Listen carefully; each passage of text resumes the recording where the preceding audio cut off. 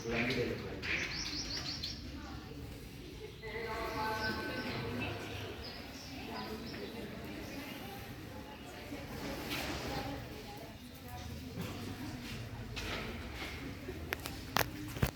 पौधा लगाया आप लोगों ने सब कुछ जिलाने की जिम्मेदारी आप ही लोगों की है।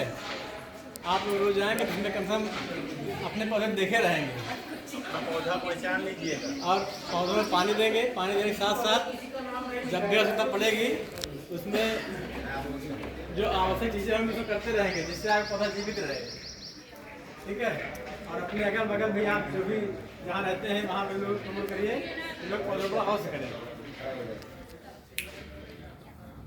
स्टॉप पाउस करके सर, पाउस कर।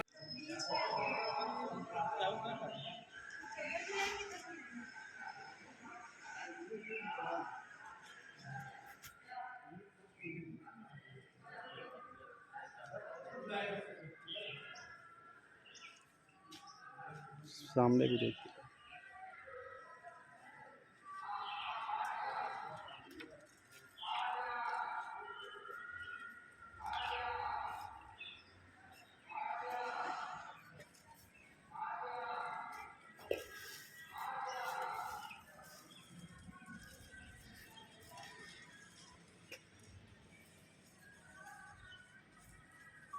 सामने भी देखते रहो भाई आप लोग।